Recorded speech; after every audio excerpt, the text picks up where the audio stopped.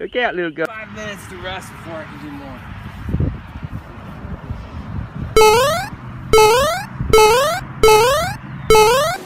Ella, quit eating the sand.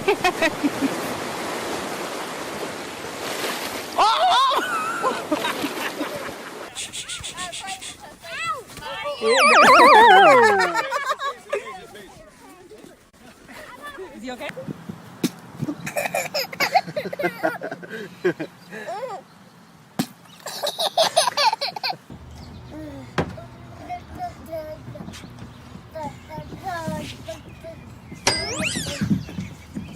It's like she did it on purpose.